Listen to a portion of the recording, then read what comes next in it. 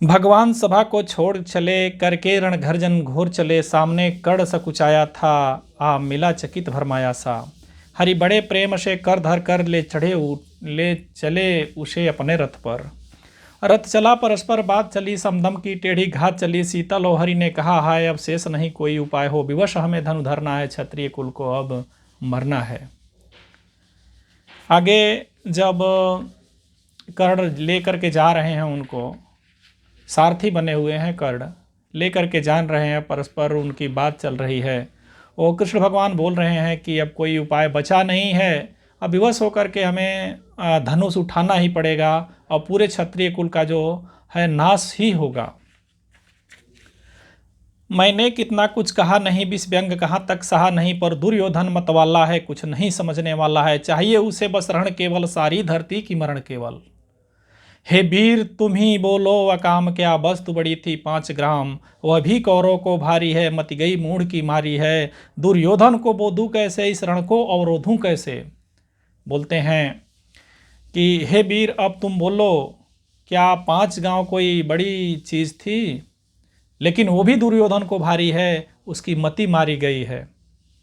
सोचो क्या दृश्य विकट होगा, रण में जब काल प्रकट होगा। बाहर शोणित की तप्त धार, भीतर विधवाओं की पुकार। निरसन विषाण चिल्लाएंगे, बच्चे अनाथ चिल्लाएंगे। चिंता है मैं क्या और करूं, शांति को छिपा किस ओट धरूं। सब राह बंद मेरे जाने, हाँ एक बात यदि तू जाने, तो शांति नहीं जल सकती है, सम्राग्नि अभी टल सकती है। वो सारी बातों को भूमिका बांधने के बाद कन्हैया जी बोलते हैं कि हाँ एक उपाय है हमारे देखने में, अगर तुम मेरी बात को मानते हो तो शांति बन सकती है और ये जो सम्राग्नि है वो टल सकती है। पा तुझे धन्य है दुर्योधन, तू मात्र एक उसका जीवन, तेरे बल की है आस उसे, तुझसे जय का विश्वास उसे। तू संग न उसको छोड़ेगा, वह रण से क्यों मुख मोड़ेगा। अगर तुम उसका साथ नहीं छोड़ेगा तो वो क्यों मुंह मोड़ेगा, रण से क्यों भागेगा, क्यों वो शांति को चाहेगा। क्या अघटनीय घटना कराल, तू पृथा कुछ का प्रथम लाल। बनसूत अनादर सहता है, कौरव के दल में रहता है, सरचाप उठाए 8 प्रहर, पांडव से लड़ने को तत्पर। अब कृष्ण जी वो बात बताते हैं जो दुर्योधन को पता नहीं था, सॉरी दुर्योधन नहीं, ये अपने कर्ण को पता नहीं था। माँ का स्नेह न पाया कभी, सामने सत्य न आया कभी। किस्मत के फेरे में पड़कर पा प्रेम बसा दुश्मन के घर। निज बंधु मानता है पर को, कहता है शत्रु सहोदर को। कहते हैं कि तुम अपने भाइयों को शत्रु मान बैठा है और जो दूसरे लोग हैं यानी दुर्योधन है उसको तू अपना मान बैठा है। पर कौन दोष इसमें तेरा, अब का लेकिन इसमें तुम्हारा कोई दोष नहीं है। पर कहा मान इतना मेरा हो, चल संग अभी मेरे हैं 5 भ्राता तेरे। बिछुड़े भाई से मिल जाएंगे, हम मिलकर मौत मनाएंगे। वो पांडवों के पास ले जाने की बात करते हैं। कृष्ण जी के मन में ये विचार था और सही भी था कि अगर ये साथ छोड़ देगा तो जो कुरुक्षेत्र का युद्ध है, महाभारत का युद्ध है, वो टल सकता है। ये 5 भाइयों या पिछले दिनों की कहानी को सुना करके ये सोचते हैं कि अगर दुर्योधन के साथ को छोड़ दे और पांडवों के दल में शामिल हो जाए तो युद्ध यहीं पर समाप्त हो जाए। वही बात बताते हैं कि कुंती के लाल हो, कुंती का तू तनय श्रेष्ठ, बल बुद्धिशील में परम श्रेष्ठ। मस्तक पर मुकुट धरेंगे हम, तेरा अभिषेक करेंगे हम। आरती समोद उतारेंगे, सब मिलकर पांव पखारेंगे। बताते हैं कि तू युधिष्ठिर का बड़ा भाई है और बड़ा भाई तो बड़े भाई पे सर का ताज होता ही है। पर त्राण भीम पहनाएगा, धर्मादीप चमर डोलाएगा। पहरे पर पार्थ प्रवर होंगे, सादेव नकुल अनुचर होंगे। भोजन उत्तरा बनाएगी, पांचाली पान खिलाएगी। लोभ दे रहे हैं एक तरह का। आह क्या दृश्य शुभग होगा, आनंद चमकृत जग होगा। सब लोग तुझे पहचानेंगे, असली स्वरूप में जानेंगे। खोई मणि को जब पाएगी, कुंती फूली न समाएगी। कुंती किस प्रकार तुमको पाकर के प्रसन्न होगी, ये इसका बखान कर रहे हैं कृष्ण जी कर्ण के सामने। रण अनायास रुक जाएगा, कुरुराज स्वयं झुक जाएगा। संसार बड़े सुख में होगा, कोई न कहीं दुख में होगा। संगीत खुशी के गाएंगे, तेरा सौभाग्य मनाएंगे। कुरुराज्य समर्पण करता हूँ, साम्राज्य समर्पण करता हूँ, यस मुकुट मांग सिंहासन ले, बस एक भीख मुझको दे दे। कौरव को तजरण रोक सके, भूकाहर भावी शोक सके। श्री कृष्ण भगवान ने किसी से कुछ नहीं मांगा था, वो देने वाले हैं, परम पिता परमेश्वर हैं। लेकिन एक समय आया कि कर्ण के सामने वो हाथ जोड़ करके मांगे थे, यस मुकुट मान सिंहासन ले, बस एक भीख मुझको दे दे। कौरव को तजरण रोक सके, भूखा भावी हर शोक सखे। हे सखे, कौरव को तज करके भूखे धरती के इस शोक को हर लो, यानी कौरव के सेना को छोड़ करके धरती पर जो काल प्रकट होने वाला है उसको रोको। मैं तुमसे भीख मांगता हूँ, मैं मान सिंहासन सब देने के लिए तैयार हूँ, लेकिन कौरव की सेना को छोड़ करके आप पांडव के ओर आ जाओ। सुन सुन कर कर्ण अधीर हुआ, क्षण एक तरी गंभीर हुआ, फिर कहा बड़ी यह माया है जो कुछ आपने बतलाया है, दिनमणि से सुनकर वही कथा मैं भोग चुका हूँ ज्ञान व्यथा। जब ध्यान जन्म का धरता हूँ, उन्मन ये सोच करता हूँ, कैसी होगी वह माँ कराल निज तन से, जो शिशु को निकाल धाराओं में धरे आती है अथवा जीवित दफनाती है। शेवती मांस 10 जिसको पालती, उदर में रक्त जिसको जीवन का अंश खिलाती है, अंतर का रुधिर पिलाती है, आती फिर उसको फेंक कहीं नागिन होगी वह नारी नहीं। उनकी माँ ने, कहा जाता है कि वो जो उनकी माँ कुंती थी, वो युधिष्ठिर से पहले, शादी से पहले कर्ण को जन्मा था और उनको फेंक आई थी। वही बात जब कृष्ण जी बतलाते हैं तो वो धिक्कारते हैं अपनी माँ को। हे कृष्ण, आप चुप ही रहिए, इस पर कुछ न अधिक कहिए, सुनता न तनिक जग, सुनना न चाहते तनिक श्रवण। जिस माँ ने मेरा किया जनन वह नहीं नारी कुल पाली थी, सरपीड़ी परम विकराली थी।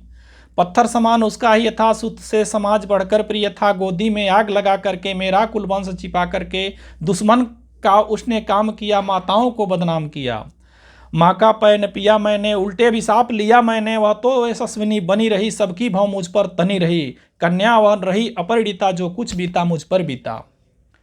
मैं जात्रि गोद से दीनहीन, राजाओं के सम्मुख मलिन, जब रोज अनादर पाता था का शूद्र पुकारा जाता था। पत्थर की छाती फटी नहीं, कुंती तब तो कटी नहीं। मैं सूत वंश में पलता था, अपमान अनल में जलता था। सब देख रही थी दृश्य प्रथा, माँ की ममता पर हुई वृथा। छिपकर भी तो सुध ले न सकी, छाया अंजल की दे न सकी। 5 तनय फली फूली, दिन रात बड़े सुख में भूली। कुंती गौरव में चूर रही, मुझ पतित पुत्र से दूर रही। क्या हुआ कि वह अकुलाती है, किस कारण मुझे बुलाती है। पूछते हैं, इतने दिनों से पुत्र धर्म का, मातृधर्म का उन्होंने पालन नहीं किया, माताओं को बदनाम किया, अभी तक मुझे मेरी सुधि नहीं ली, छिप करके मुझसे नहीं मिली। लेकिन क्या कारण है कि आज वो मुझे बुलाती है। क्या 5 पुत्र हो जाने पर, सुत धन के धान गंवाने पर, या महानाश के छाने पर, अथवा मन के घबराने पर नारियां सदैव हो जाती हैं, बिछुड़े को गले लगाती हैं। वो पूछते हैं, कर्ण पूछते हैं कन्हैया जी से, 5 पुत्र के हो जाने से, या पुत्र के धन धान को गंवा देने पर, या महानाश के छा जाने पर, या मन के घबराने पर ही नारियां सहृदय होती हैं, या बिछुड़े को गले लगाती हैं, कि उसके पहले भी गले लगाती हैं। सवाल करते हैं। कुंती जिस भय से भरी रही, तज मुझे दूर से खड़ी रही। वह पाप अभी मुझ में है, मुझ में वह सांप अभी भी है मुझ में। क्या हुआ कि वह डर जाएगा, कुंती को काट न खाएगा। जिस पाप से कुंती डर रही थी, मेरी माँ डर रही थी, वो पाप अभी भी मुझ में है। क्या वह कुंती को आज परेशान नहीं करेगा? जरूर करेगा। वो कुंती को काट नहीं खाएगा? जरूर काट खाएगा। ये कृष्ण के बातों का ये काट दे रहे हैं कर्ण जी। सहसा क्या हाल विचित्र हुआ, मैं कैसे पूर्ण चरित्र हुआ। कुंती का क्या चाहता हृदय, मेरा सुख या पांडव की जय। वह अभिनंदन नूतन क्या है केशव, यह परिवर्तन क्या है। हे केशव, ये सारा जो परिवर्तन मैं देख रहा हूं कुंती के चरित्र पे, ये कैसे संभव है, यह अभिनंदन क्यों है, इसमें परिवर्तन क्या है, जरा मुझे बताएं। आगे बोल रहे हैं, मैं हुआ धनुर्धर जब नामी, सब लोग हुए हित के कामी। पर ऐसा भी था एक समय, जब हुए समाज निष्ठुर निर्दय। किंचित न स्नेह दर्शाता था, विष व्यंग्य सदा बरसाता था। उस समय सुहंक लगा करके अंचल के तले छिपा करके चुंबन से मुझे भर कर तड़ना ताप लेती थी हर। राधा को छोड़ भजूं किसको, जननी है वही तजूं किसको। उनको राधा ने पालन पोषण किया था, माँ का सारा स्नेह उनको राधा ने दिया था। वही बोल रहे हैं कि जननी है वो मेरी माँ राधा है, उसको मैं क्यों तजूं, कैसे तजूं। हे कृष्ण जरा यह भी सुनिए, सच है कि झूठ मुन में गुनिए। धूलों में मैं था पड़ा रहा, किसके स्नेह से बड़ा हुआ। किसने मुझको सम्मान दिया, निर्पदा दे महिमा मान किया। अपना विकास अवरुद्ध देख, सारे समाज को क्रुद्ध देख। भीतर जब टूट चुका था मन, आ गया अचानक दुर्योधन। निश्चल पवित्र अनुराग लिए, मेरा समस्त सौभाग्य लिए। वो दुर्योधन ने उनको क्या दिया वो बताने जा रहे हैं। कुंती ने केवल जन्म दिया, राधा ने माँ का कर्म किया। पर कहते हैं जिसे असल जीवन देने आया वह दुर्योधन। वह भिन्न नहीं माता से है, बढ़कर सुरोदर भ्राता से है। मेरा माता और मेरा भ्राता दुर्योधन है, उससे बड़ा कोई नहीं है। राजा रंग से बना करके, यशमान मुकुट पहना करके, बाहों पर मुझे उठा करके, सामने जगत के ला करके, कर्तव्य क्या क्या नहीं किया उसने, मुझको नवजन्म दिया उसने। है ऋणी कर्ण का रोम रोम, सारा निचोड़ उन्होंने यहाँ पर कह दिया है, जो दिनकर जी बड़े ही साफ शब्दों में कहते हैं। है ऋणी कर्ण का रोम रोम जाते, जानते सत्य सूर्य सोम, तन मन धन दुर्योधन का है, यह जीवन दुर्योधन का है। सुरपुर से भी मुख न मोड़ूंगा, केशव मैं न उसे छोड़ूंगा।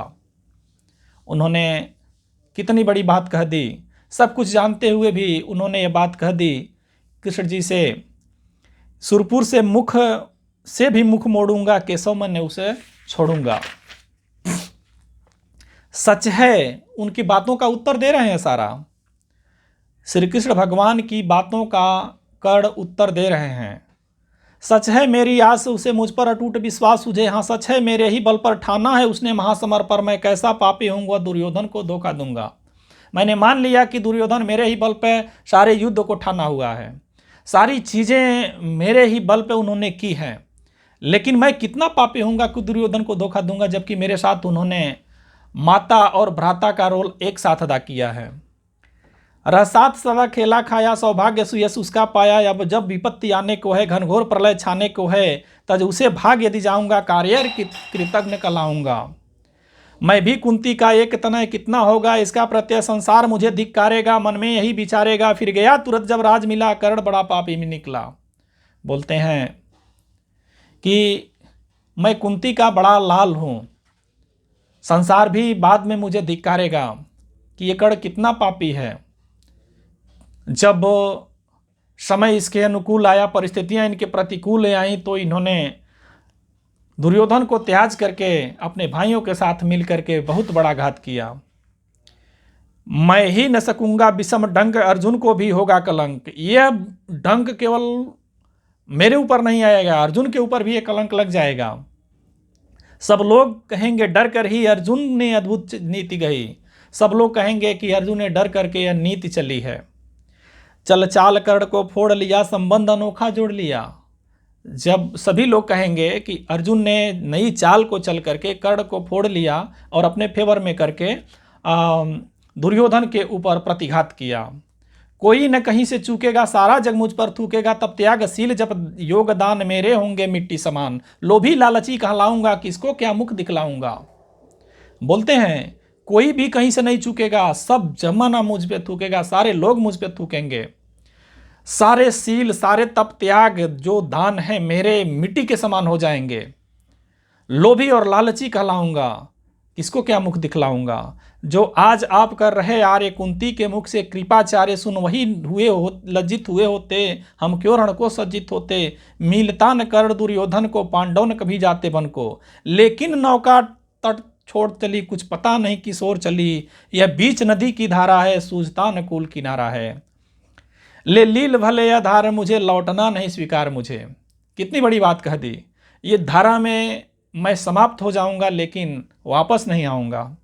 धर्मराज का ज्येष्ठ बनूं, भारत में सबसे श्रेष्ठ बनूं, कुल की पोशाक पहन करके सिर उठा चलूं कुछ तन करके। इस झूठ मूठ में रस क्या है, केशव यशु क्या है। सिर पर कुलीनता का टीका, भी भीतर जीवन का रस फीका, अपना नाम जो ले सकते परिचय न तेज से दे सकते, ऐसे भी कुछ नर होते हैं कुल को खाते और खोते हैं। विक्रमी पुरुष लेकिन सिर पर चलता न छत्र, पुरखों का धर अपना बल तेज जगाता है, सम्मान जगत से पाता है, सब उसे देख ललचाते हैं, कर विविध यत्न अपनाते हैं। यहाँ पर कहते हैं, यहाँ पर दिनकर जी का जो सोच है ये देखने लायक बन पड़ी है। विक्रमी पुरुष लेकिन सिर पर चलता न छत्र, पुरखों का धर।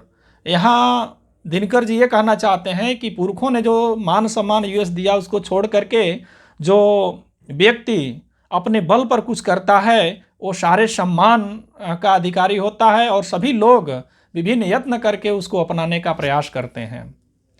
कुल गोत्र नहीं साधन मेरा, पुरुषार्थ बस एक धन मेरा, कुल ने तो मुझको फेंक दिया, मैंने हिम्मत से काम लिया, वंश चकित भरमाया है, खुद मुझे खोजने आया है। एक समय था जब वंश ने मुझे ठुकरा दिया, और एक समय ऐसा है कुल वंश मुझे खुद खोजने आया है। लेकिन मैं लौट चलूंगा क्या, अपने प्राण से भी चलूंगा क्या, रण में कुरुपत का विजय वरण, या पार्थ हार्थ कर का मरण। हे कृष्ण यही मति मेरी है, तीसरी नहीं गति मेरी है। या तो मैं कुरुपति को विजय दिलाऊंगा, या पार्थ के हाथों मैं मर जाऊंगा, यही गति मेरी है, इसके अलावा मेरी कोई गति नहीं है। मैत्री की बड़ी सुखद छाया शीतल हो जाती है, कायाधिकार योग होगा वह नर जो पाकर भी ऐसा तरुअर हो, अलग खड़ा कर कटवाता है, अपने आप नहीं कट जाता है। जिस नर की बाह गही मैंने, जिस तर की छाह गही मैंने, उस पर नवार चलने दूंगा, कैसे कुठार चलने दूंगा, जीते जी उसे बचाऊंगा, या आप स्वयं कट जाऊंगा। आज इन्हीं विचारों के हिसाब से कर्ण को दोस्ती की मिसाल दिया जाता है। कितनी बड़ी बात कही उन्होंने, जिस नर की बाह गही मैंने, जिस तर की छां गही मैंने, उस पर नवार न होने दूंगा, ऐसे कुठार चलने दूंगा, जीते जी उसे बचाऊंगा, या आप स्वयं कट जाऊंगा। मित्रता बड़ा अनमोल रतन, इसमें जो मित्रता है उसके भाव को बता रहे हैं। मित्रता बड़ा अनमोल रतन, कब इसे तोल सकता है, धन धरती की तो है क्या, बिसाते आ जाए और बैकुंठ हाथ, उसको भी नौछावर कर दूं, कुरुपत के चरणों में धर दूं। सिर लिए स्कंध पर चलता हूं, उस दिन के लिए मचलता हूं, यदि चले वज्र दुर्योधन पर, ले लूं आगे बढ़कर उसको कटवा दूं, उसके लिए गला चाहिए मुझे और क्या भला। सम्राट बनेंगे धर्मराज, या पाएगा कुरुराज ताज, लड़ना भर मेरा काम रहा, दुर्योधन का संग्राम रहा, मुझको न कहीं कुछ पाना है, केवल ऋण मात्र चुकाना है। और भी कह देते हैं कि केवल मुझे मात्र ऋण चुकाना है, मुझे किसी चीज का कोई लोभ नहीं है। कुरुराज चाहता मैं कब हूँ, साम्राज्य चाहता कब मैं हूँ, क्या नहीं आपने भी जाना, मुझको ने आज तक पहचाना, जीवन का मूल समझता हूँ, धन को मैं धूल समझता हूँ। उन्होंने स्पष्ट शब्दों में कृष्ण जी से कह दी, आपने मुझे आज तक नहीं जाना, जीवन के मूल को मैं समझता हूं और धन को मैं धूल समझता हूं। कर्ण जैसा दानी कोई है नहीं। धनराशि तो जोगना लक्ष्य नहीं, साम्राज्य भोगना लक्ष्य नहीं, भुजबल से कर संसार विजय, गणित समृद्धियों का संचय दे दिया मित्र दुर्योधन को, तृष्णा भी छू न सकी मन को। वैभव विलास की चाह नहीं, अपनी कोई परवाह नहीं, बस यही चाहता हूं केवल दान की, देव सरता निर्मल, करतल से झरती रहे सदा, निर्धन को भरती रहे सदा। तुच्छ है राज क्या के सौ, पाता क्या नर का प्राप्त विभव, चिंता प्रभुत अत्यल्प हास, कुछ चाक चीक कुछ क्षण विलास, पर वह भी यही गंवाना है, कुछ साथ नहीं ले जाना है। मुझसे मनुष्य जो होते हैं कंचन का भार न ढोते हैं, पाते हैं धन बिखराने को, लाते हैं रतन लुटाने को। जग से कभी न कुछ लेते हैं, दान हृदय का देते हैं। प्रासादों का कनभाट शिखर होते हैं, कबूतरों के ही घर, महलों में गरुड़ न होता है, कंचन पर कभी न सोता है, बसता वही पहाड़ों में, सैलों की फटी दरारों में। होकर समृद्ध सुख के अधीन मानव होता, न तप छीण के सत्ता, किरीट मणिमय आसन करते, मनुष्य का तेज हरण, नर विभव हेतु ललचाता है, वही मनुष्य को खाता है। चांदनी पुष्प छाया में बल नर भरे, सुमधुर केवल पर अमृत क्लेश को पिए बिना, तप अंधड़ में जिए बिना, वह पुरुष नहीं कल कहला सकता, विघ्नों को नहीं हिला सकता। उड़ते जो झंझा बातों में, पीते जो बारी प्रपातों में, सारा आकाश आकाश जिनका, विषधर भुजंग भोजन जिनका, वे ही फणिबंध चुड़ाते हैं, धरती का हृदय जुड़ाते हैं। मैं गरुण कृष्ण मैं पक्षीराज, सिर पर न चाहिए मुझे ताज, दुर्योधन पर है विपद घोर, सकता न किसी विधि उसे छोड़, रण खेत पाटना है मुझको, ही पास काटना है मुझको। हे श्री कृष्ण, मुझे कुछ नहीं चाहिए, दुर्योधन के ऊपर जो विपत्ति आई है इस विपत्ति को मुझे काटना है। संग्राम सिंधु लहराता है, सामने प्रलय घहराता है, रह कर भुजा फड़कती है, बिजली सी नसें चढ़कती है, चाहता तुरंत मैं कूद पड़ूं, जीतूं कि समर में डूब मरूं। अब मुझे दो ही चीज़ दिखाई देता है, या समर में कूद पड़ूं, जीतूं या मैं डूब मरूं, जीत जाऊं या मैं अपनी जीवन लीला को समाप्त कर दूं।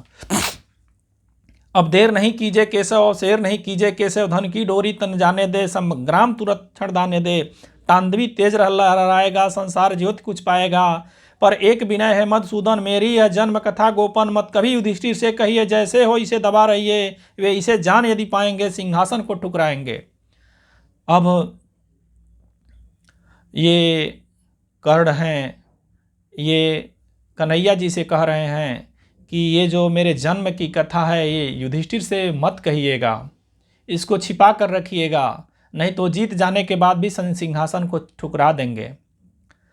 साम्राज्य न कभी स्वयं लेंगे, सारी संपत्ति मुझे देंगे, मैं भी न उसे रख पाऊंगा, दुर्योधन को दे पाऊंगा, पांडव वंचित रह जाएंगे, दुख से न छूट वे पाएंगे, और उस साम्राज्य को जीतने के बाद मुझे दे देंगे, और मैं भी अपने पास नहीं रख पाऊंगा, मैं दुर्योधन को समर्पित कर दूंगा। इस तरह से कुरुराज को से वंचित रह जाएंगे पांडव, और हमेशा वो दुख में ही रह जाएंगे। अच्छा, अब चला प्रणाम आर्य हो, सिद्ध समर के शीघ्र रण में ही अब दर्शन होगा, सर में चरण स्पर्शन होगा, जय हो दिनेश नभ में बिहरे, भूतल में दिव्य प्रकाश भरे। रथ से राघे उतर आया, हरि के मन में विस्मय छाया, बोले कि वीर सत बार धन्य, तुझसा न मित्र कोई अनन्य, तू कुरुपति का ही नहीं प्राण, नरता का है भूषण महान। श्री कृष्ण जी को कहना पड़ा, हे वीर सत बार धन्य, हे वीर तुम बहुत धन्य हो, तुझ जैसा मित्र इस संसार में कोई नहीं है, तू केवल कुरुपति का प्राण नहीं है, इस मानवता का सबसे बड़ा आभूषण है, तू सबसे महान आभूषण है इस मानवता का। इस तरह से उसको धन्यवाद ज्ञापित करते हुए उसे विदा करते हैं। इस तरह हम देखते हैं कि कर्ण का जो चरित्र है रामधारी सिंह दिनकर ने रश्मि रथी में कितनी बढ़िया से उन्होंने संजोया हुआ है, ऐसा वे केवल दिनकर जी ही कर सकते थे। इसके बाद चतुर्थ सर्ग में जो आता है वो हम आगे कभी फुर्सत मिलेगी तो एक बार ऐसा सेशन रखेंगे। तब तक के लिए नमस्कार।